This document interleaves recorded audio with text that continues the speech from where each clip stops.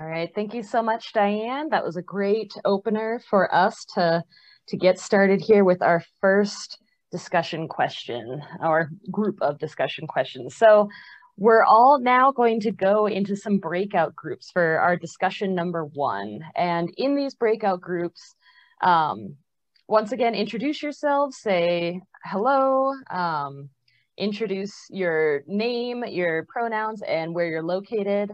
And then in these groups, you'll have 10 minutes to just discuss, just to get kind of warmed up a little bit. What are the top three places you commute to that are farther than a walk? Do you have to get to work? Do you visit family and friends? Do you go out to get food or go grocery shopping? What forms of entertainment are you going to get to? And think about, how do you currently get there? And would you prefer to use a different mode of transportation? Maybe you don't want to take your car everywhere you go. Maybe it'd be nice if there was a nice bike lane or something to get to those places. And then another follow-up question to that is to really think about, sometimes people would consider public transit, if it are closer to home or work, cheaper or almost as fast as a car, if it was just more convenient. So again, in your groups, discuss what are some of the barriers you experience to using public transit if you would like to use it but can't. So I've got your breakout rooms open. So I'm going to open all rooms so you can go in there. Once the rooms are open, you'll have 10 minutes to discuss these questions amongst yourselves. And then we'll all come back as a group and hear some feedback about what all we were chatting about. All right, everybody, welcome back. Looks like a few of you are popping over right away. It looks like a few of the other discussion groups are still finishing their respective discussions. So we've got about 30 seconds left before they're all going to be kind of forced to join with us the rest of the way. But I'm very excited and very curious to hear about how each of your individual discussions went, and to hear a little bit of feedback from some of these groups. I'm really excited to see what we have to say. All right, just two more rooms. Looks like our Lori, can you make sure that everyone is unmuted? I was unable to unmute Jonathan in our breakout. Okay. Should be able to unmute himself. That's what I thought, but we were unable to make that happen, so. Okay. He was on a phone, so that could have been. He was on a phone, so that is probably the difference there. You're right, yes. Right. Well, welcome back, everybody. It sounds like we may have had a few minor technical difficulties a little bit during our breakout groups, but hopefully for the most part, you all were able to talk and start this discussion going. I have a suggestion, Lori. Yes. For the next breakout, take the questions and put them in the chat, because none of us could remember what the questions were. Oh. Sure, that's a great suggestion, Karen. Thank you so much. I will definitely do that for the next one. We tried valiantly, but we didn't get very far. All right. Well, for our breakout group discussions, here's when we're gonna kind of rely on our community leaders to maybe help us out a little bit with talking about some of these groups. So, Jasmine, what was your group's talk about? Did you guys get a chance to talk about kind of these discussions? What was your feedback? Yes, we did. And we also kind of ran into the issue of being like, oh, do we remember them? And I see that we organically seem to have gotten there. So I'll just kind of talk about it.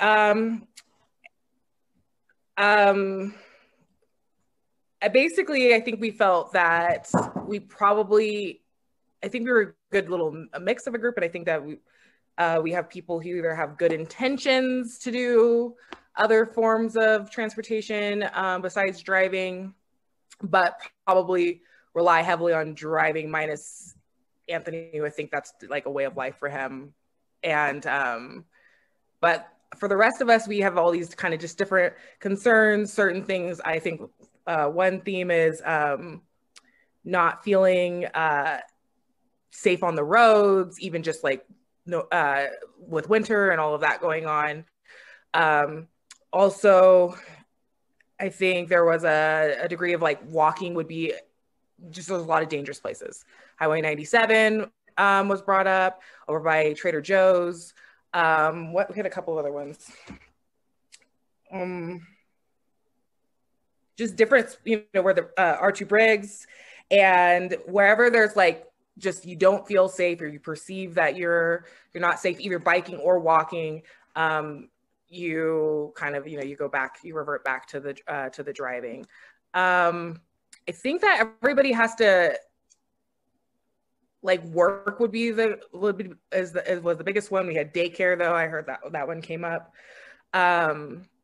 And then all of us kind of I feel like quite a few of us have the ability, or half of us, two of us at least, had the ability to walk to work, but that's not really something that we're doing. Like, you could walk to work. Or for me personally, I could walk to work. I could walk for groceries. I could literally walk everywhere. That's why I moved here. But I don't very much. So, and I think that winter partly is the barrier, but I think another thing that was important was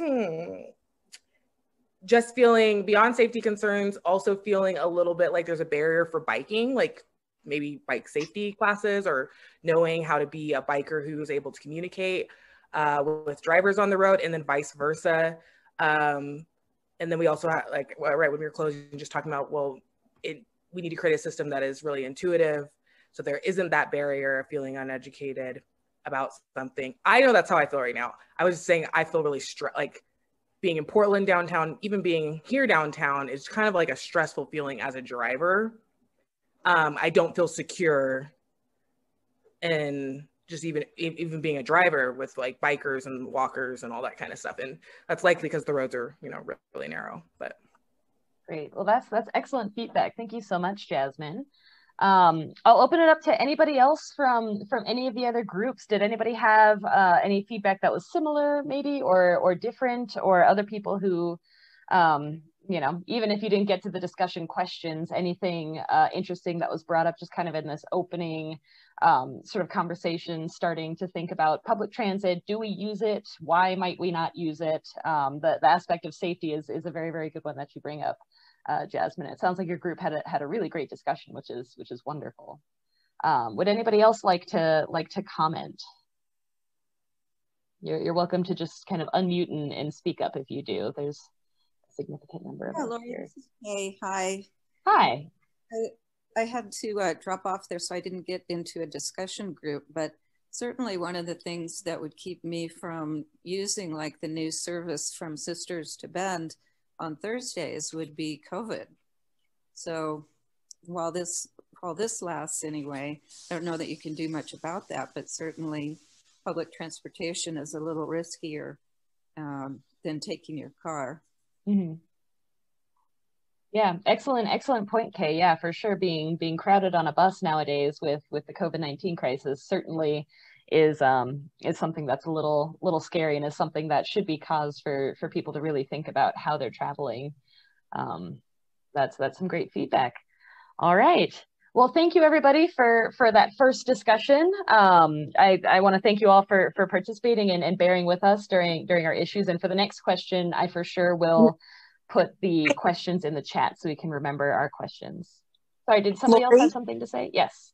Yeah, this is Paula. I was hoping somebody else from our group might chime in, but I just wanted to say that was a similar topic to what we discussed in our group, but there was a little bit of a different variant, as well as different problem intersections such as Franklin and 97, aka 3rd Street, but also the issue of racial justice and vulnerability while commuting by bike came up as an issue of concern, where, as a cyclist, this person was experiencing more racial aggression as well as safety issues. And so I just felt like that was noteworthy and should be added to the discussion, because it's something that we don't always think about being an issue. Yeah. Thank you, Paula. Yeah, exposing your body and yourself, if you're not hidden or within the safety of a car, certainly is an issue, and is something that we should definitely discuss and think about and talk about. For if you're walking or even just bicycling, you're putting yourself out there a little bit more, and you're opening yourself to that sort of negative. Well, feedback isn't quite the right word, but I hope you all are understanding where I'm going with that. All right. And this is Diane. I just wanted to share, our group did not know what the questions were either. And so, but I think we did very well in spite of that. And so I guess I'm putting a shout out to the group to see if there's anyone who would like to embellish what I'm going to say. But we did hear from people that live in the Orchard neighborhood and Mountain View neighborhood that are talking about they wish they had better sidewalks and the crossing of the streets, the 3rd Street and Highway 97 and also the issue that was brought up was that the rideshare programs were not really affordable for everyone. And we talked about how can we get to the point where we have a more affordable rideshare. And I believe that we're going to probably have to look at maybe electric bikes could be more affordable in that situation. So if we had a situation where we had a path for electric bikes, you know, they're not going to be allowed on the sidewalks. But thinking about that for the future, having a wider lane, maybe a little wider lane. And I'm not an expert on how to pull these things together, but we do have our experts here today, so perhaps they can comment on that. Is there anyone else from our group that would like to embellish what I said?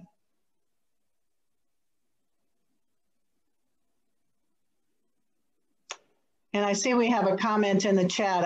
I agree that people, yes, and people are resistant to change. I think that in addition to the racism, I think that aggression is possible towards a lot of people who aren't in a car, maybe because they are more vulnerable, and it is more possible to communicate with a person that's not in a car. Yeah.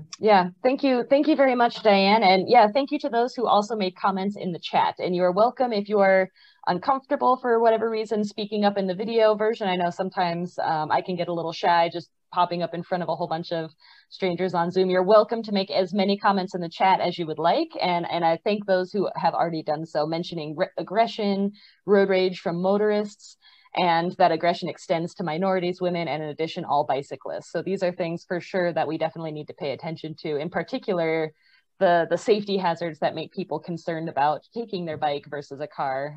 Those are very important things to bring up. Excuse me. So thank you very much, everybody. Lori, yes. I noticed that I didn't hear in this conversation, we kind of focused on bikes. And so one of the things that came up in our discussion was when we're talking about the busing system, is that it just being, you know, really convenient and where it's at right now. And then also kind of what is going to be happening for that east-west connection, but also will it be convenient? I think is another, you know what I mean? Like, just because we have it, is it going to take so much time that it's not productive or helpful for the average person's life? All right, thank you for that comment, Jasmine. Yeah, and that's actually a great segue into our next speakers.